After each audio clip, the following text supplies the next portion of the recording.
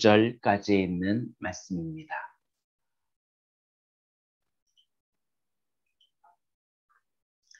여호수아서 1장 7절에서 9절까지 있는 말씀.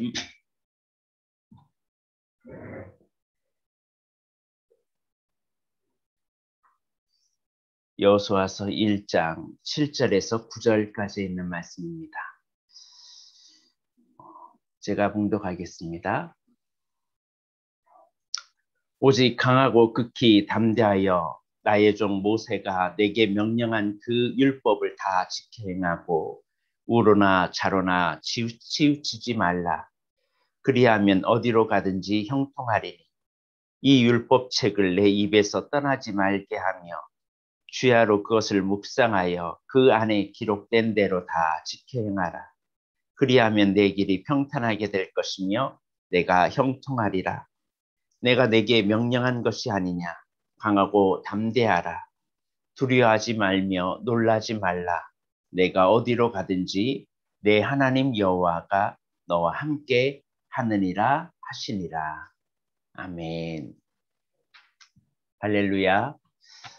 우리의 삶에 있어서 큐티가 얼마나 소중한지에 대해서 계속 말씀을 나누었습니다. 어제는 큐티를 시작하기 전에 준비 기도가 정말 중요하다고 말씀드렸습니다. 큐티를 일반적으로 준비 기도 없이 그저 바로 그냥 말씀을 묵상하거나 준비 기도 없이 시작하다 보면 큐티를 이런 식으로 하다 보면 어느 순간이 되면 큐티가 지겨워지고 시간 낭비처럼 느껴지고 어느 순간에 답답하며 말씀이 들어오질 않습니다. 그래서 준비 기도가 참 중요합니다.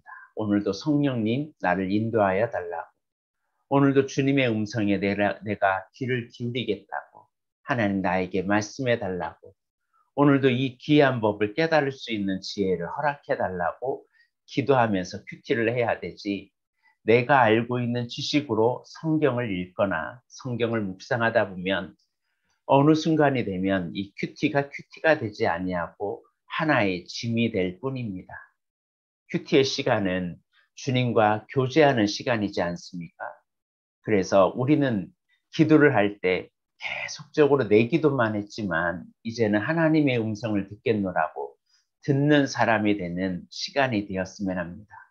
그래서 기도하는 사람은 반드시 큐티가 병행되어야 합니다. 큐티를 통해서 기도 제목을 찾아야 되고요. 큐티를 통해서 나의 삶을 돌아봐야 됩니다. 그래서 먼저 하나님 앞에 준비 기도를 해야 됩니다. 즉 오늘 이 말씀을 통하여 주님이 내게 말씀하시는 음성이 들려지도록, 또 주님이 나에게 말씀하고자 하는 것들이 깨달아질 수 있도록, 또 이 말씀을 통해서 나의 죄가 발견될 수 있도록 성령님 나에게 말씀해 달라고 기도해야 됩니다. 그리고 나서 찬양을 하는 겁니다. 찬양을 하면요, 우리의 마음의 문이 활짝 열리게 됩니다. 찬양은 전혀 모르는 찬양은 아는 찬양으로 바뀌어서 하십시오. 보통 큐티를 하면 생명의 삶, 그리고 매일 성경이 있습니다. 그리고 요즘은 큐티 책들이 참 많죠. 저는 개인적으로 초보의 삶을, 초보로 처음 시작하시는 분은 생명의 삶을 추천합니다. 그리고 나서 조금 익숙한 사람은 매일 성경이나 이런 큐티집을 가지고 묵상하는 것도 괜찮습니다. 그런데 거기에 보면 이 찬양이 이렇게 있어요. 그래서 큐티집을 가지고 하는 것이 참 중요합니다. 왜냐하면 내가 그냥 하는 찬양을 하면 내가 알고 있는 부분만 찬양을 하게 되는데, 보통 큐티집은 찬양과 복음성가가 같이 병행되기 때문에 찬송가를 모르면 복음성가를 하면 되고, 복음성가를 모르면 찬송가를 하면 됩니다. 그래서 이 찬양에 내 마음을 다하여 찬양하시길 바랍니다. 조용한 시간에 하나님 앞에 은밀하게 기도하며 찬양하는 그 시간이 정말 소중합니다. 이 찬양을 하나님께 올려드리는 마음으로, 그리고 나의 고백, 나의 신앙의 고백을 하는 마음으로 주님께 올려드리시길 바랍니다. 찬양을 하면서 마음을 여는 시간이거든요. 그리고 나서 말씀을 읽는 시간입니다. 큐티할 때 읽기는 참 중요한 부분입니다. 그런데 이 큐티 책을 읽거나 성경을 읽거나 어느 것을 읽어도 좋지만 이 모든 것이 책을 읽는 것이 아니라 하나님의 음성을 듣는다는 마음으로 읽어야 합니다. 먼저 큐티를 읽을 때는 하나님의 말씀 본문을 읽을 때는 천천히 읽어야 합니다. 아는 내용이라고 쉽게 넘겨버리면 안 됩니다. 이건 큐티가 아니죠. 내 생각을 고정관념에 사로잡혀 있을 수 있습니다. 그래서 오늘 이 말씀이 무슨 내용인지를 살펴봐야 됩니다. 그래서 모르는 구절이나 단어가 나와도 그것을 정확하게 잘 이렇게 찾으려고 하다 보면 시간이 너무 많이 가거든요. 그런 것들은 중요한 단어들은 찾아서 읽어도 좋지만 그냥 전체를 다 이해하려고 하기보다 오늘 하나님이 나에게 말씀하시는 음성이 무엇일지를 그런 관점에서 우리가 큐티를 읽는 겁니다. 또 큐티를 읽을 때, 본문을 읽을 때 전체 중심 내용이 무엇인지를 파악하면서 읽는 것이 중요합니다. 특히 생명의 삶은 한 본문이 두 단락으로 나눠져 있습니다. 그 단락의 전체 중심 내용이 무엇인지, 이 본문이 어디쯤 와 있는지를 생각하면서 읽으면 참 좋습니다. 그래서 전체적인 줄거리를 한번 파악하기 위해서 한번 쭉 읽는 겁니다. 그리고 다시 한번 읽을 때는 이 말씀이 마음에 와닿는 곳에 밑줄을 치는 겁니다. 그리고 말씀을 한 단어씩, 한 소절씩, 그리고 한 문장씩 읽으면서 깊이 한번 묵상해 보는 겁니다. 이 말씀을 반복적으로 한 두세 번 이렇게 반복적으로 읽다 보면 이 말씀이 언제, 어디서, 누가, 왜, 무엇을, 어떻게 등 질문을 던져가면서 읽어보면 더 은혜가 됩니다. 특별히 본문의 주인공들이 나라면 또 나에게 와닿는 사람의 심정을 이해하면서 그 사람 속에서 내가 들어가서 내가 그 속에서 나의 삶과 대조하면서 읽으면 더 은혜가 됩니다. 주의할 것은 큐티할 때 본문을 이해되지 않을 때가 문제입니다. 그럴 때 너무나 자세히 막 인터넷을 찾아보거나 그 단어 사전을 통해서 읽어보는 것도 중요하지만 거기에 너무 집중하다 보면 큐티가 성경 지식으로 끝나는 경우가 있습니다.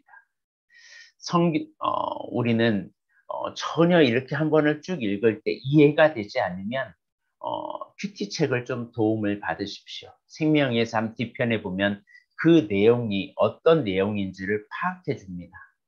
그리고 나서 다시 묵상하면 좋습니다. 그래서 이 큐티를 통해서 읽기를 통해서 주님의 말씀이 내 마음에 와닿게 하기 위해서 나의 생각을 먼저 내려놓고 오늘 이 말씀을 통해서 주님이 나에게 말씀하는 것이 뭔지, 내가 회개할 것이 뭔지, 이 말씀을 통해서 주님이 내게 요구하는 것이 뭔지를 찾아내는 겁니다. 말씀을 읽을 때 조심해야 할 것은 말씀을 받을 때 하나님이 기뻐하는 자세가 중요합니다. 비록 하나님께서 눈에 보이지 않는다 해도 그분이 내 옆에 있는 것처럼 그분이 기뻐하는 자세를 갖추면서 읽는 것이 중요합니다. 보통 큐티를 하는 분들 중에 이불 속에서 엎드려 한다든지 기대서 한다든지 다리를 꼰다든지 하는 흐트러진 자세가 아니라 바른 자세로 간절한 자세를 가지고 갖추어야 합니다. 만약에 졸린다면 서서라도 하시길 바랍니다. 이렇게 준비된 마음으로 읽어야 하나님을 만날 수 있습니다.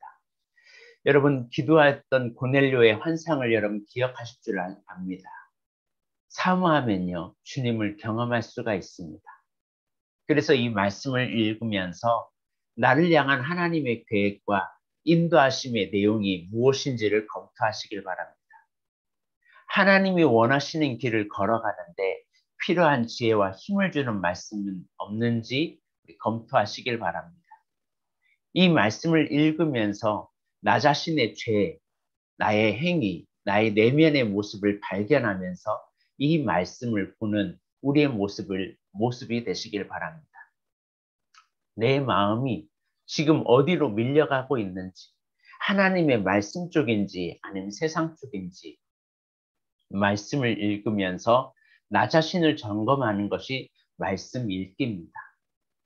올바른 큐티란 내가 세상 풍조와 세상 교훈에 밀려가는 마음을 멈추고 간사한 유혹에 빠지는 것을 멈추고 내 마음이 하나님께 있는지를 자세히 살펴보는 겁니다. 그래서 간단히 정리하면 말씀을 읽으면서 나의 자백할 죄를 발견하는 겁니다. 또 주님이 나에게 약속하신 약속을 붙잡는 겁니다. 내가 필요해야 할 행동이 무엇인지, 내가 하나님의 말씀에 순종할 명령은 무엇인지, 내가 하나님을 따라야 할 모범은 신앙의 발자취는 어떤 길인지를 발견하는 게 큐티라는 사실입니다.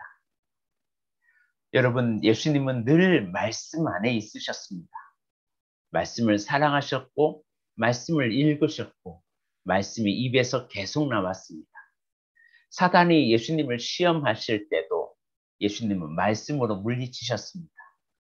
말씀 읽기가 되지 않고 말씀을 주야로 묵상하지 않으면 이 말씀이 위기의 때 나오지 않습니다. 그래서 큐티를 읽을 때 한 번 읽었다고 끝나는 것이 아니라 오늘 이 말씀을 3번 정도 쭉 읽고 나서 그리고 나서 필요한 나에게 감동이 되고 나에게 은혜가 되었던 말씀에 줄을 치고 그 말씀을 묵상하는 겁니다.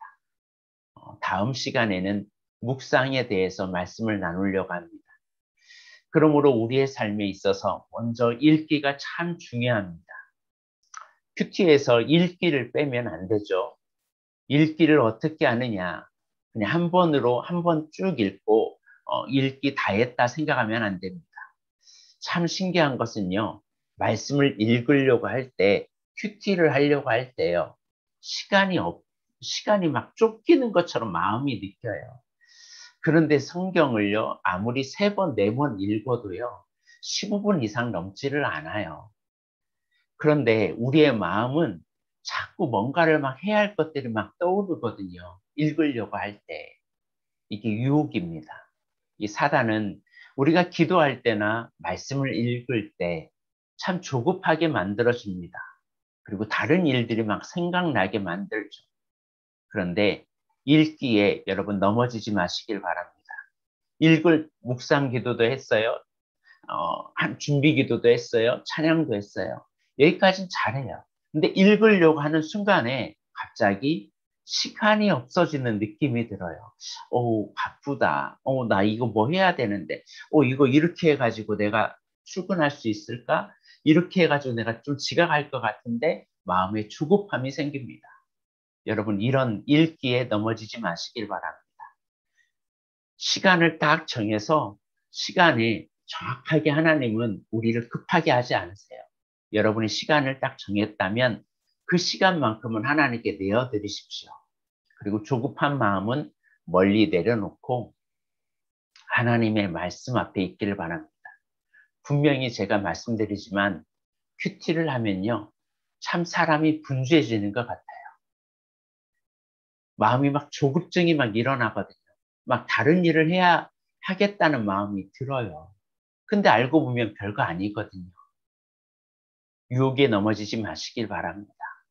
그래서 읽는 시간, 먼저 첫 번째는 내용 파악을 하면서 읽고, 안 됐으면 다시 한번 2번째 내용 파악을 읽고, 다시 3번째 읽을 때는 오늘 이 말씀에서 내게 하나님이 주실 말씀의 은혜가 뭔지, 내가 깨달아야 할 죄가 무엇인지, 나의 내면의 상태를 점검할 것이 무엇인지, 하나님께 순종할 것이 무엇인지 줄을 치는 겁니다. 그리고 나서 이제 묵상 단계로 넘어가는 겁니다. 자, 그렇다면 읽기에 대해서 말씀 나눴습니다.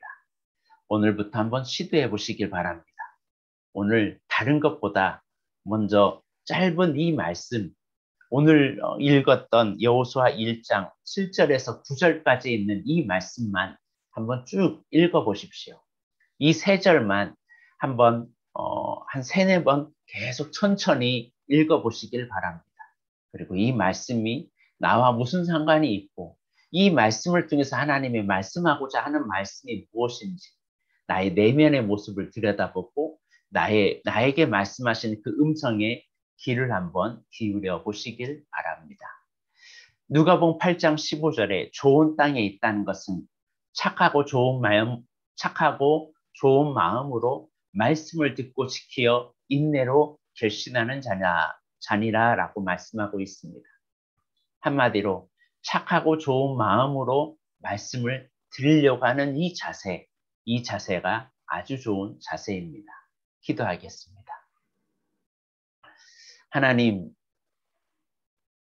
하나님의 말씀을 주야로 묵상하라고 그 가운데 기록된 것을 지켜 행하라고 우리에게 말씀을 주심을 감사합니다.